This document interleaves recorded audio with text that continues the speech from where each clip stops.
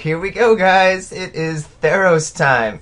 Hey, I'm Ryan with Mana Bluff. This is my very first Theros draft. I just jumped in on the pre-release here. As a matter of fact, this so happens to be my very first anything Theros, so this was really just a way for me to start jumping to the Swiss and start learning the cards. So I'm a little bit behind the curve. Grad school's been kind of kicking my butt. Wasn't able to go to any of the actual pre-releases or release events last week. So I gotta start paying attention to what we have here. I've seen this guy. I'm not particularly stoked on it, but again, I don't really know how to evaluate a lot of these all the way.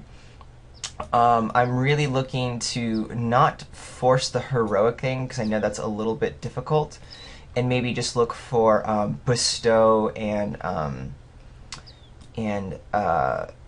monstrosities, such as people like this, like the Cavern Lamphit. I don't know if the Lamphit is better than the Occult, having not played with it. I like Occult as something that you can do to help ramp and put your money in places, but I kind of just want to start messing around with the bestow peeps. And I don't see any like strong removal spell here, even though Grip Tide is pretty good. And again, I'm staying away from heroic. I could just grab this rare, see if it's fun, but I want to play with bestow, and I like black a lot. Oh hey, it's Schlocknock, i.e. Mike from Mana Bluff. Hey dude, sorry, we're drafting. Cool, and then we get past some good black as well. Ooh, Centaur Bowmaster also. I'm going to take the Gorgon over the Harpy. You know, the Harpy is pretty sweet. I think, of course, the Gorgon is just pretty insane. 2/5 with Death Touch, plus when it gets Monstrous Destroy. I'll grab that guy. What else are we seeing in this pack? Ill-Tempered Cyclops.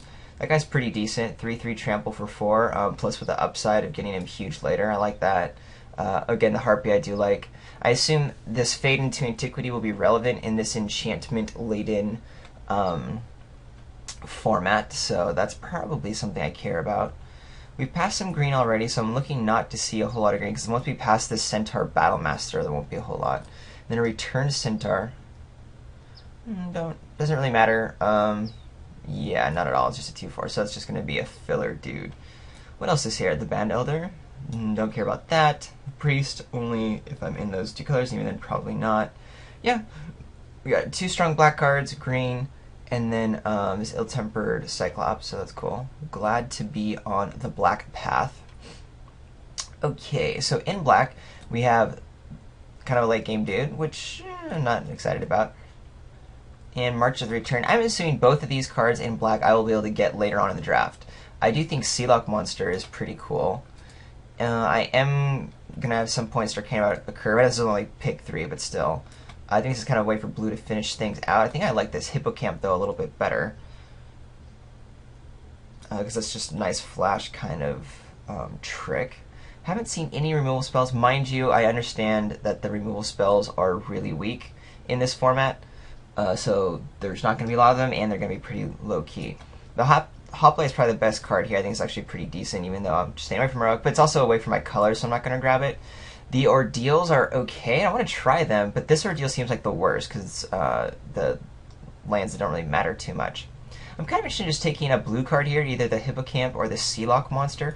I'll take the Sealock Monster. I don't know if that's correct, but like big dudes are kind of cool, so we'll hang on to it. Ooh, Spellheart Chimera. Interesting. Black is starting to go away. We have this Return Centaur here that, like I said, wasn't that exciting. It's just a 2/4 for 4, basically, in limited. Don't care a whole lot about that. This Chimera, though, I'm not doing an instant sorcery deck, and I'm not sure I want to jump into a 3rd color for it, but it does seem pretty strong. I think we're going to take the Voyages in. I think that'll be good. I love the idea of being black-blue control, especially in this format where I kind of want to get into some monstrosity and bestow type effects. And Voyages in seems like a really good way to do that. It's just a nice unsummon with a Scry, and probably also the best card in the pack. I don't think Swan Song is going to be very good. And this is just a sideboard card. And even that, not even that. It's only lands controller. Oh yeah, don't even want to play that. Never mind. Yeah, Voyage's End. I'm cool with that. And then I pass great cards. Holy heck, in these colors. So I definitely want to be taking up a blue card here. The Harpy is actually fine as an aggressive card.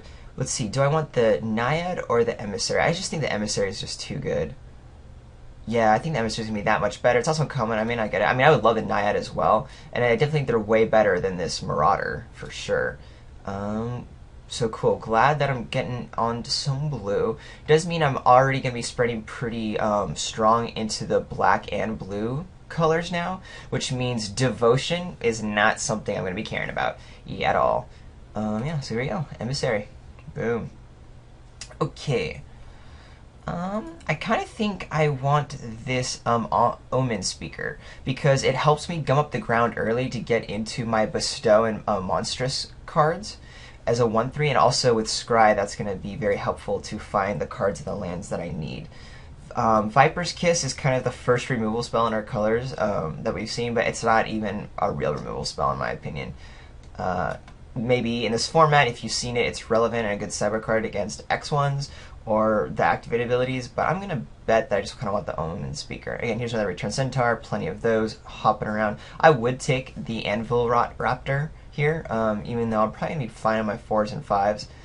It's just a 2-1 flying. First strike, doable, but we're going to stay on our colors here, and also hopefully be cutting colors. Ooh, a Nimbus Naiad coming around pretty late. Windrake, that can also bestow into other things. Yes, please. Again, better than any kind of devotion card I'd see. Now at this point we're going far away from it. This is basically a 2/2 downside card that I don't care about because I'm not going aggressive. I don't think I want to take a Fleet Feather Sandals ever in my deck, but it could happen. And then Blittle Harpy, gonna be happy to have, but a little bit later. Yeah. Definitely stoked that there's a lot of blue coming around, because I think that's where I want to be going right now.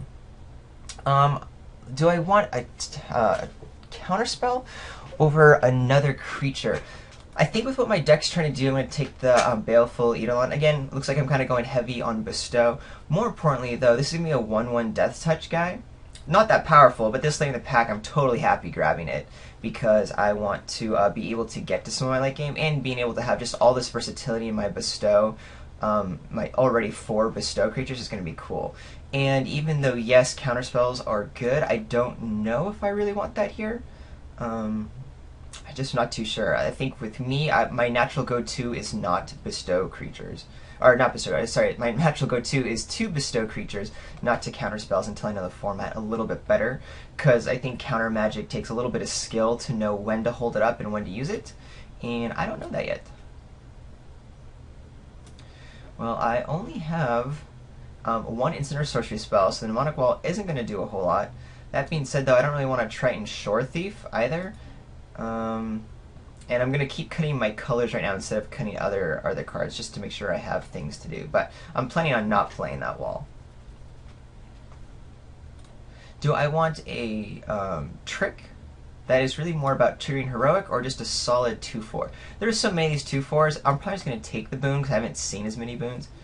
Shredding Winds might be a okay thing to cut because it will be good if I'm playing blue-black with flyers. But no, we're just going to take a combat trigger. I have already 4 drops, and we're probably going to get that 2/4 in due time. The Shore Thief is shiny. Kind of want it. But we're going to go ahead and take March of the Returned in case that ends up making the deck. I'm not too sure. Here's that 4-drop I was talking about. We're going to have 20%. Ooh. Okay. I think we're going to take the Harpy here because we're kind of light on the 3-drop slot. And I do want to be able to have some early pressure and maybe trade early versus a Benthic Giant, which I kind of feel like I might be able to get. I'm only going to want one of them anyway, so that's cool. Already have 4 drops. We've been seeing plenty of Return Centaurs. I'll take the Viper's Kiss here for versatility. Since I don't know the cards well, I don't know if Viper's Kiss is going to be a nice sideboard card or not. But mainly just because I already have a Return Centaur, and it's just a 2/4 at 4, and I already have a strong 4-drop slot. I'm not really planning on dealing with it a whole lot. And I am very lucky because I now have Ashiok, which I happen to already be in the colors for, so we're going to snatch that up. Don't even remember exactly what it does. Except for the card. Oh yeah, I remember what it does now. Cool. Not exactly like the most amazing bomb in Limited, and I actually would love to have, like, say, this Ordeal or something at some point. But A, it's a Planeswalker, so there's always recurrent value. B, it's probably, I assume, going to be worth some tickets, right? So that's always nice. Actually a pretty good pack for us after our little Planeswalker pick here. The Ordeal, again, would be really fun to have, even though I don't care about the discard. I just want to try them out, see if those +1/+1 counters matter.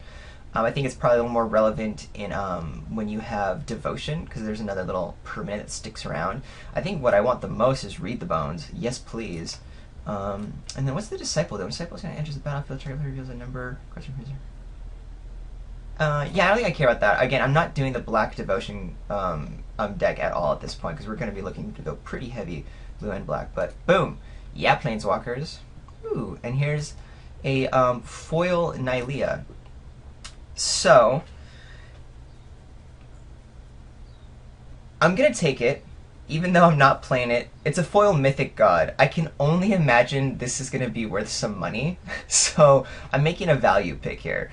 I have no clue how much it's worth. Format's way too new for me to know that, but foil Mythic cards in general are worth something, even if they're like the stupid dinky foils, and as a God, I just assume this is going to be able to get played. Looks like someone else picked a common or uncommon over it, and is looking to go pretty competitive in this Swift draft.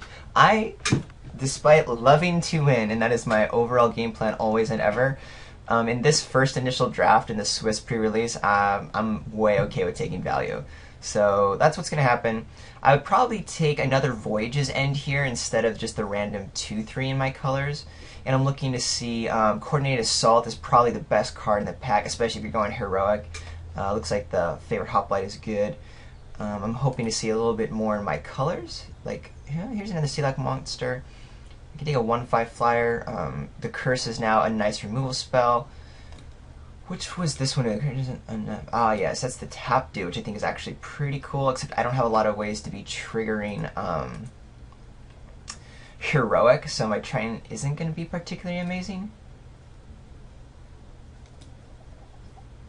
Nemesis Immortals. What does that do? Cost 1 less. Oh, that's pretty cool. I forgot about that. I just don't know if I want another Sea-Lock monster. Maybe the Return Phalanx might be actually the pick here over Farika's Curse. I'm going to take the Curse. I'm probably going to see less of them, but I do think I'm going to want to Return Phalanx. I think it's going to be a really nice early drop to help me get to my late game. And then since I'm in the colors, I am going to be able to have it attack regularly. It might be a great bestow trigger as well. And I'm taking just like the Dinky removal spell over some of the other cards instead.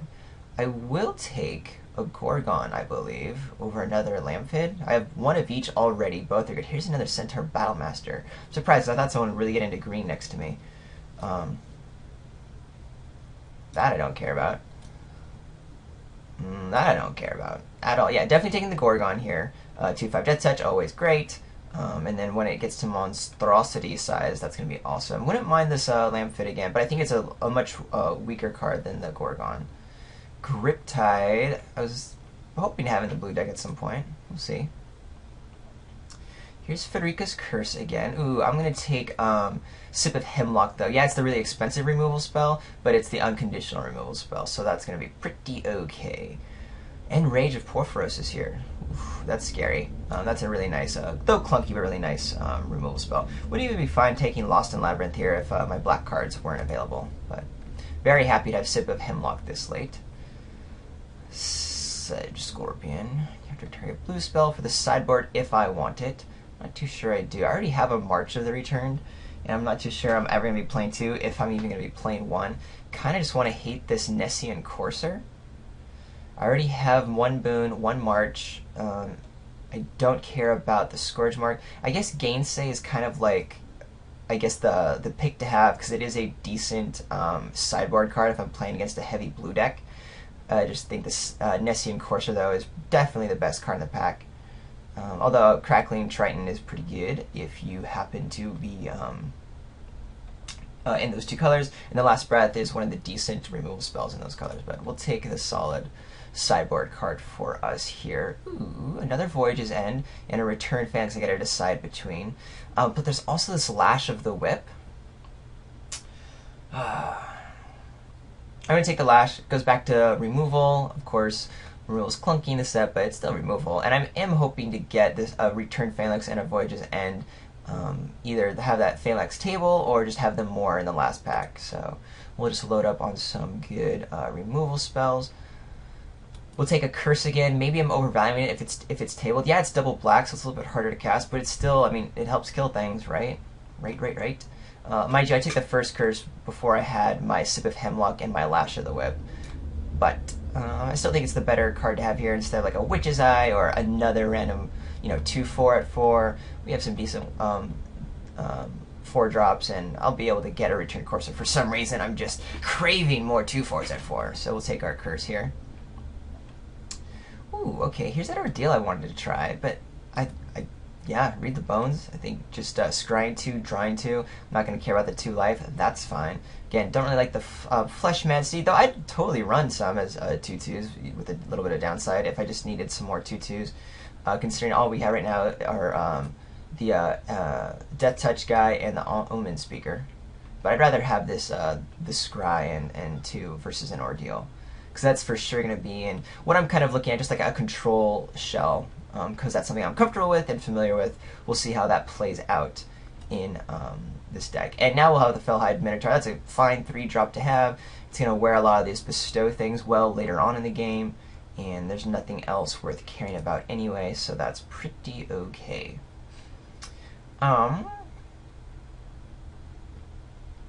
Certainly don't need another wall. Don't even want to play the first one. In fact, I'm pretty sure that's just gone now. And then, do I just want a random 1/5 at 4? Or, I mean, I'm probably not playing another Viper's Kiss, so yeah, I'll take it. Not planning on playing it, though, since it's only a 1/5 flyer. But still, 1/5 flyer, that's a thing. Looks like I'll take a 2/3. I just grabbed one, but I'm definitely not playing this 6-drop because it's a 3/3 6-drop. Oh, no, wait, it also has the die ability. Don't know if it's good. I'm going to grab it, though. Right now, I'm just kind of grabbing pieces that, if I want to have them, or if I feel like they're going to be good in matchups, or at least sideboard cards. Having the third Farika's Curse this late, I'm wondering if I'm just a little behind the times. Ooh, very glad I grabbed the 3/3 at the 6-drop now that I got the other 2/3, because I really don't need another one. And everything is up here that I possibly have picked because I'm just stumbling through these picks. I've pretty much got, ooh, a Titan. That's pretty fun. All these cards are too cool to me. I just think they're super amazing. So, let's see. Bounty. Draw 3 cards. I love that. So, that's pretty fun. I already have a Read the Bones. This Chimera, 3/4 flying, that's pretty cool also. I'm at 14 creatures. Some of them I don't really want to be playing. And some of these cards are actually pretty decent. Fanatic's nice and aggressive. I think this guy's great in white. But yeah, I'm not going to take another Read the Bones over a Thassa's Bounty.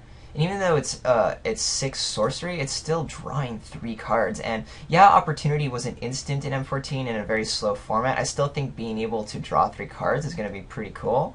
And I might just imagine, maybe in the future of the format, when people aren't clunking around the way I am, this may not be as good, it might be too slow. But I kind of feel like in this initial pre-release, this all should be pretty fun. Although I wouldn't mind this 5-drop 3/4 flyer. That's very good. But I do happen to have some decent 5-drops. They're all on the ground, but there's lots of things to do with my late mana. This actually helps me just have more gas, so we're going to take the Bounty here. Ooh. So many fun things for us. So Horizon Scholar is a little bit more of that high-end 6 that I want to be having. I'm a little worried because I think a lot of the power level in my deck that's going to be coming through is going to be late game. I'm already planning on playing 18 lands, but I have to kind of, survive for that, right? I'm going to start cutting some of these cards that are just not, in the main categories of what I want to be doing. I have 3 of our other curses. It's definitely a sideboard.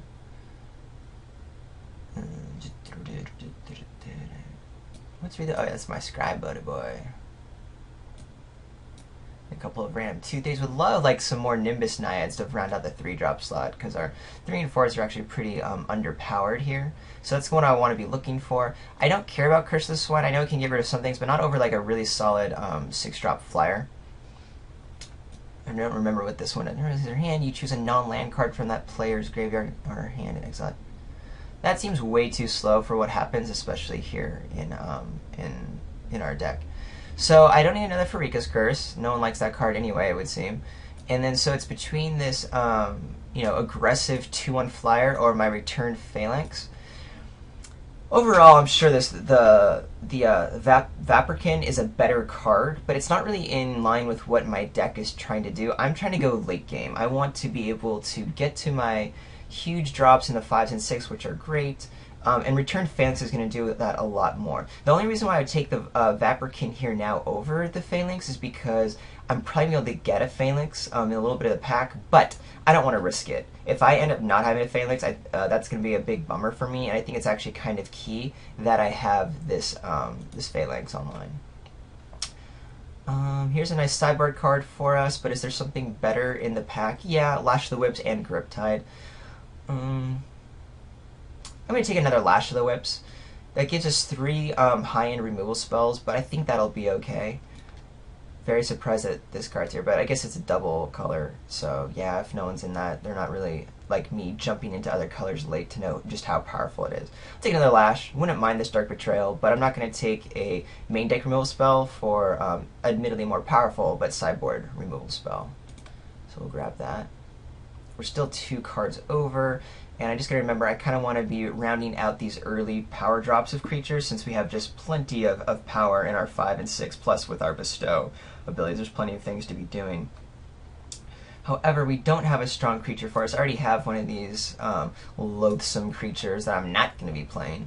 So we'll take this Ordeal versus another Triton dude. I already have 2 random 2/3s that do nothing. That's probably as much as I'm going to be playing anyway. And who knows, maybe this Ordeal becomes relevant. It's probably one of the better Ordeals in terms of making early guys bigger and then being able to draw cards to finish out the late game.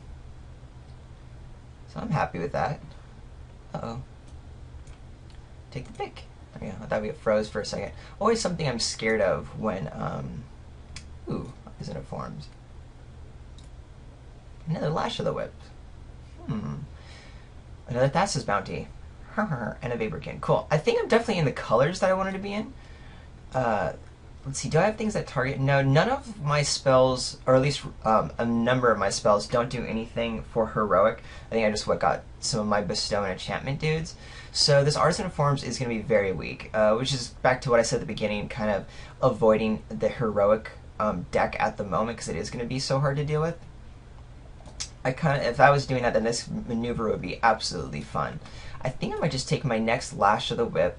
I don't know if I'm playing 5, mainly because that is so many late game spells in terms of removal spells, but I don't see how that could really be overly horrible.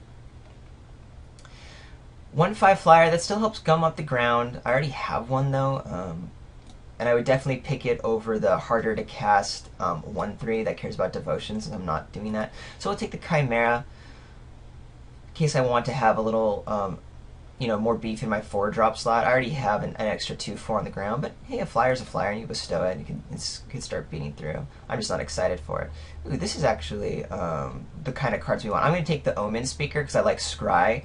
I already have 1 Return Phalanx, and really the 2-drop slot is there to like go late game anyway, and having the 1/3 and then the Scry I think is going to be very good versus another Return Phalanx, which I wouldn't mind having just to help round out the deck. There's going to be a lot of choices, though, about how I'm going to make this deck work. I'm going to take the Traveler's Amulet. Could take the Shredding Wind, since it'll be fairly decent against me. I have a couple of flyers. Actually, yeah, I just convinced myself I'm going to take care of that, because I don't want my flyers to go down in any way, and this is a decent sideboard card for me. Traveler's Amulet, though, is going to cut because it helps someone, with their fixing, but not a big deal. We'll take another Bounty here. Not too sure if that's going to work, and for the most part, we have so many cards in our colors that I'm iffy on. I don't even know what is great. I'm going to actually cut the Griffin over the counterspell. Again, I'm kind of avoiding the counterspells despite being in the control deck when I don't really know how strong each of them are. I don't know how to play them particularly well in this format. So I guess maybe Thassa's bounty isn't as awesome as I think. Well, then maybe people just don't appreciate drawing 3 cards. I don't know, guys. This is definitely gonna be one of the cards I'm trying for sure, because if it is as insane as I think it is, it's gonna be fun. I'm gonna pause. It's gonna take me a number of minutes to sift through all these cards again, and I'm definitely playing 18 lands, so we're gonna cut this down to 22 cards, and I'll bring you in at the final decisions in the near future. But for now, hold on. All right. Cool, so here's the deck. I'm actually really excited about this. It's a little bit in my comfort zone, playing blue-black control and having just some basics online. So here's, this is the deck. I'm not going to go over through decisions. I'm just going to show you kind of like what I did. And you'll see we have our nice early 2-drops, all of which are there just to have us go late game, with an Omnis Speaker to hold down the fort, to help us scry into what we need, a Phalanx that can beat down a little bit later, or just have a lot of great defense, and same with Baleful Eidolon, which will help with, trading off with anything bigger than it.